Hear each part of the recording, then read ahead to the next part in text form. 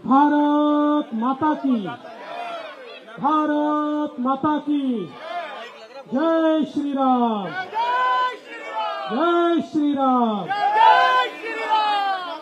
मंच पर उपस्थित हमारे सांसद महेश शर्मा जी,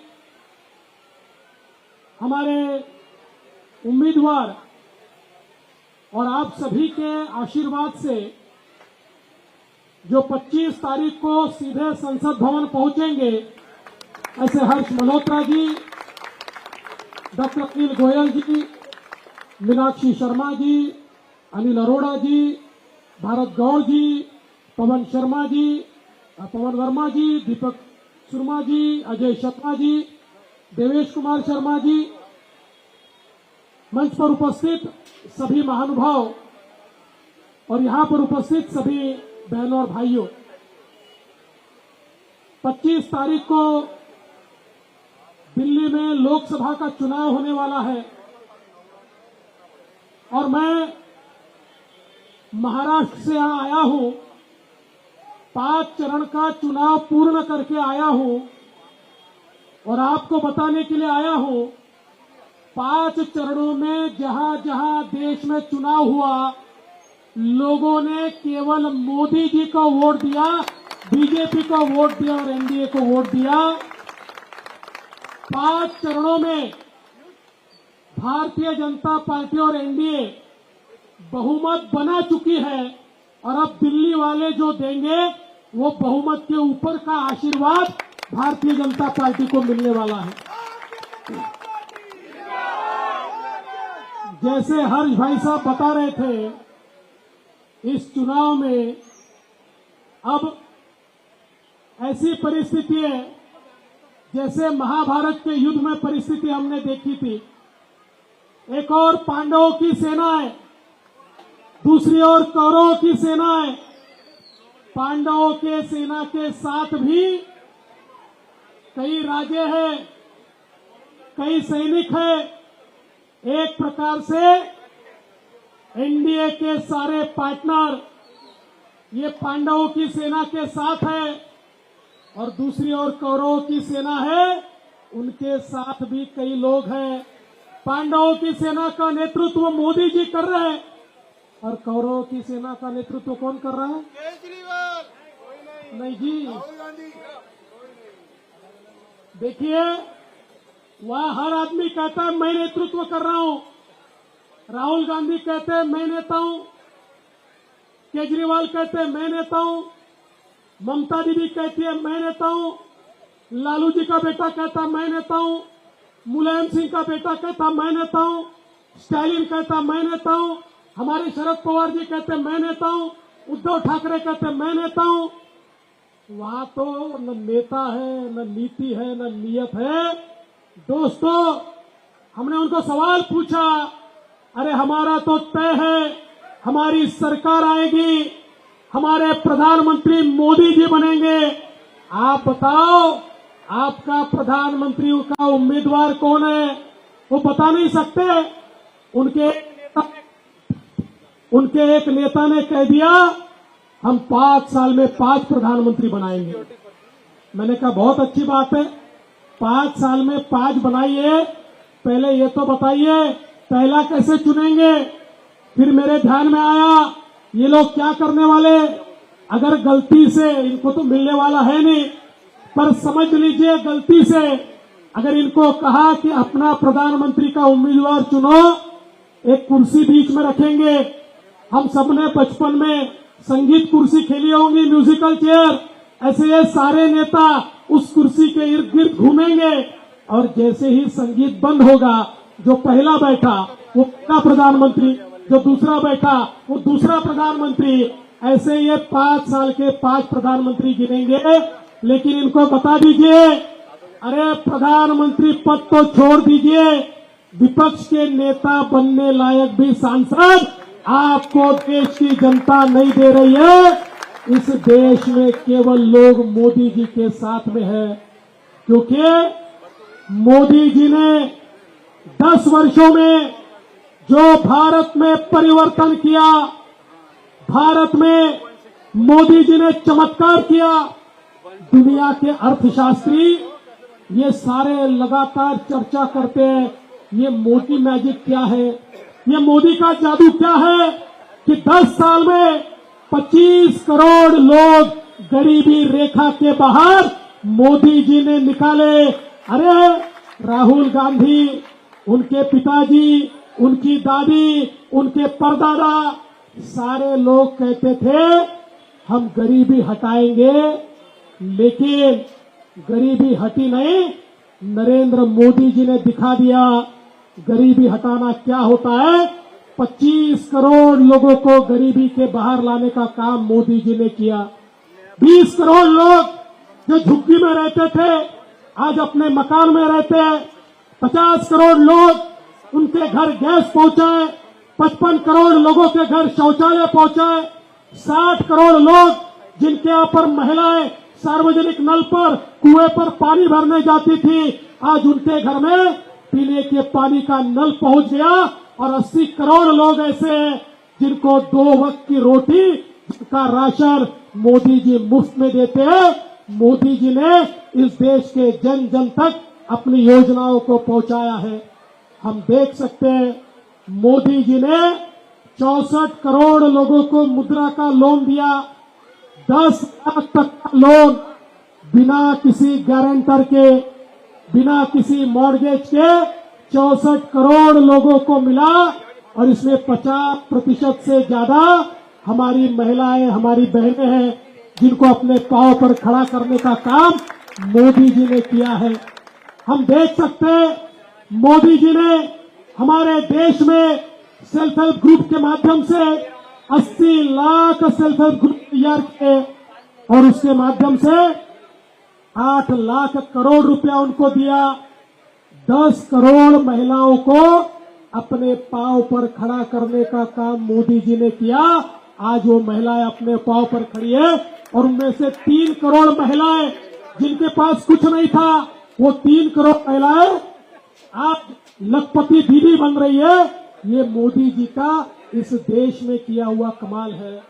दोस्तों, आने वाले दिनों में जिस प्रकार से भारत की संकल्पना को मोदी जी ने तैयार किया है, आपको इतना ही कहना चाहता हूं, इस देश में मोदी जी के माध्यम से जो परिवर्तन हो रहा है, इसकी तुलना किसी और चीज से नहीं की जा सकती। आज हम देख रहे हैं दिल्ली में एक बहुरूपीय की सरकार आई। हमने सुना था कि कई लोग होते हैं जो लोग नामे वफा करने लगे हैं लोग, और एक चेहरे पर कई चेहरे लगाने लगे हैं लोग। ऐसे हमने दिल्ली के मुख्यमंत्री को देखा जो आम आदमी के नाम से आया, लेकिन आम आदमी रहा नहीं। आम आदमी पार्टी का अब एएपी जो है, ये आम आदमी पार्टी नहीं है, अब ये एंटी औरत पार्टी है, ये अकेला अरविंद पार्टी है, ये अपनी आमदनी पार्टी है, ये अलगाववादी एजेंडा वाली पार्टी है। ये पार्टी आम आदमी की नहीं। जिस दिन अरविंद केजरीवाल शीश महल में रहने को चले गए, उस दिन मेरे ध्यान में आया कि अगर किसी भी ओलंपिक में झूठ बोलने की कंपटीशन की जाए तो सारे गोल्ड मेडल ये अरविंद केजरीवाल को मिलेंगे। जिस प्रकार से वो रोज झूठ बोलते हैं, जिस प्रकार का यू टर्न अरविंद केजरीवाल ने लिया, हम सबने देखा। जो जो चीजें मैं नहीं करूंगा वो कहते थे, वो हर चीज उन्होंने अपने जीवन में की है। इसलिए तो अरे भाई, कोई माइक दूसरा है क्या? बंद हो रहा है।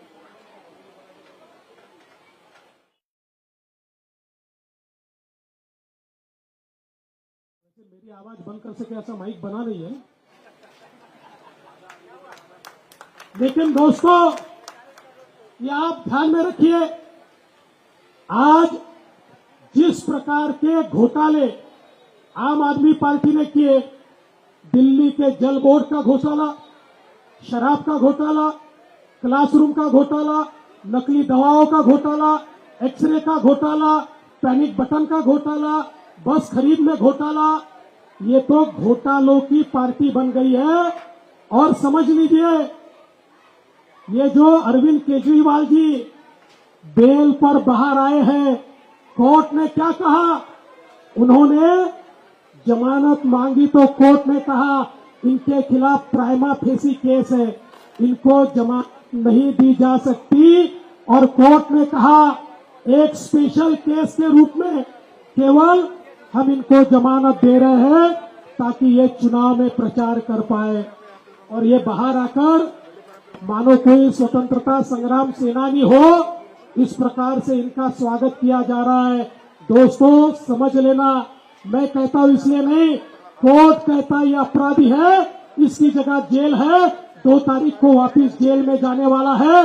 2 तारीख के बाद ये व्यक्ति नहीं दिखेगा, ये जेल के अंदर जाएगा, क्योंकि इसके घोटालों से पर्दा उठ चुका है। और आज हम देख सकते हैं जिस प्रकार से केंद्र की सरकार ने, मोदी जी की सरकार ने आज हमारे दिल्ली को बदला है। जिस प्रकार से दिल्ली देहरादून एक्सप्रेसवे हो, दिल्ली मेरठ एक्सप्रेसवे हो, Delhi Meerut regional rapid transit system हो, अलग अलग प्रकार से दिल्ली को डीकंजेस्ट करने का जो काम मोदी जी की सरकार ने किया है, मेट्रो का काम जो मोदी जी की सरकार ने किया है, इंफ्रास्ट्रक्चर का काम जो मोदी जी की सरकार ने किया है, जो हमारी अनऑथराइज कॉलोनियां है, उन कॉलोनियों को ऑथराइज करने का काम ये मोदी जी की सरकार ने किया है। मोदी उस व्यक्ति का नाम है जो वादा करता है तो वादा निभाता है। मोदी वादा खिलाफी करने वाला व्यक्ति नहीं है। इसलिए मोदी जी की और केजरीवाल जी की कोई तुलना नहीं हो सकती। आज देश में लोगों ने तय कर लिया है हम मोदी जी के साथ जाएंगे। हर्ष भाई साहब कह रहे थे कोविड के बारे में, हम सबको याद है ऐसा काल था जिस समय कोई किसी से रिश्तेदारी नहीं दिखाता था, लोग मौत मिट्टी में भी नहीं जा सकते थे। ऐसे समय दुनिया में केवल 4 देश थे जिन देशों ने कोविड का वैक्सीन तैयार किया था। ये 4 देश मानते थे भारत हमारे पास आएगा और भीख मांगेगा, लेकिन हमारे प्रधानमंत्री जी जानते थे हम उनके पास जाएंगे तब भी वो कहेंगे पहले हमारे लोगों को वैक्सीन देंगे फिर आपको वैक्सीन देंगे। मेरे करोड़ों करोड़ों भारतवासी मर जाएंगे, ये मोदी जी जानते थे। दुनिया के एक्सपर्ट कहते थे भारत कम से कम 50 करोड़ लोग मरेंगे, लेकिन उनको पता नहीं था इस भारत का नेता मोदी जी है, जो मोदी जी यहाँ पर निश्चित रूप से हमारे लोगों को बचाने का काम करेंगे। मोदी जी ने हमारे देश के वैज्ञानिकों को एकत्रित किया, उनको रिसोर्सेज दिए, रॉ मटेरियल दिया। रॉ मटेरियल भारत में नहीं था, दुनिया भर से रॉ मटेरियल मोदी जी ने लाया और हमारे ही देश में वैक्सीन तैयार की। 140 करोड़ लोगों को 2 बार वैक्सीन मोदी जी ने लगाई। अगर मोदी जी वैक्सीन नहीं लगाते आप और हम यहाँ बैठे हुए नहीं होते। लेकिन केवल भारत की बात नहीं है, मैं मॉरिशस गया था, मॉरिशस में कार्यक्रम में था। कार्यक्रम के बाद मॉरिशस के राष्ट्रपति को मिलने गया। मॉरिशस के राष्ट्रपति अफ्रीकन ओरिजिन के राष्ट्रपति थे। उनसे जब मैं मिला उन्होंने कहा मिस्टर फडणवीस आप मोदी जी को हमारा धन्यवाद बोलिए। मैंने कहा किस लिए धन्यवाद? वो कहने लगे मोदी जी ने हमको कोविड की वैक्सीन दी इसलिए मेरा मॉरिशस जिंदा है, नहीं तो मेरा मॉरिशस जिंदा नहीं होता। दुनिया में ऐसे 100 देश हैं जो मोदी जी का नाम लेते हैं और ये 100 देश कहते हैं हमारा नेता अगर कोई होगा तो नरेंद्र मोदी हमारा नेता है। आज हम देख सकते हैं मोदी जी ने क्या परिवर्तन लाया। दोस्तों वो समय भी हमने देखा, मुंबई में बम विस्फोट होता था, दिल्ली में बम विस्फोट होता था, पूना में बम विस्फोट होता था, काशी में बम विस्फोट होता था, बंगलौर में बम विस्फोट होता था। हमारी सरकार आंख मूंद कर बैठती थी, ज्यादा से ज्यादा पाकिस्तान की निंदा करती थी। वो कसाब ने जिस समय मुंबई पर हमला किया, उस हमले के बाद देश के प्रधानमंत्री ने क्या किया? देश के प्रधानमंत्री अमेरिका गए, अमेरिका में कागज दिए, कहने लगे ये देखिए हम सबूत दे रहे हैं, ये पाकिस्तान का हमला है। अब आप पाकिस्तान को डांटिए। 140 करोड़ के देश का प्रधानमंत्री इतना लाचार हमने इससे पहले कभी नहीं देखा। लेकिन मोदी जी प्रधानमंत्री बने, उरी में और पुलवामा में हमारे जवानों पर हमला हुआ। पाकिस्तान को लगा ये पुराना भारत है, उनको पता नहीं था मोदी जी का भारत है। मोदी जी ने सीधे पाकिस्तान में घुसकर हमला किया और आतंकवादियों को जड़ से मिटा दिया। मैं सवाल पूछना चाहता हूं आप लोगों से, 2019 के बाद पाकिस्तान के बाप की हिम्मत हुई क्या भारत में कोई हंगामा करने की, कोई बम विस्फोट करने की? अब किसी की हिम्मत नहीं है। ये मजबूत भारत है, ये मोदी जी का भारत है, ये चंद्रयान उतारने वाला भारत है, ये ऐसा भारत है जिसने अग्नि जैसा शस्त्र तैयार किया जो 7,000 किलोमीटर दूर कहीं पर भी दुश्मन हो उस दुश्मन को नेस्तनाबूद कर सकता है। ऐसा ये नया भारत आज हम सब लोग देख रहे हैं। इसलिए दोस्तों, ये कोई छोटा चुनाव नहीं है। दिल्ली में ये कोई नगर निगम का चुनाव नहीं है, देश की लोकसभा का चुनाव है। अरे जो लोग अपना नेता नहीं चुन सकते, वो लोग हमारे सामने क्या लड़ेंगे? देश को एक मजबूत नेता की आवश्यकता है और वो मजबूत नेता नरेंद्र मोदी जी है। मैं आपसे इतना ही निवेदन करने के लिए आया हूं।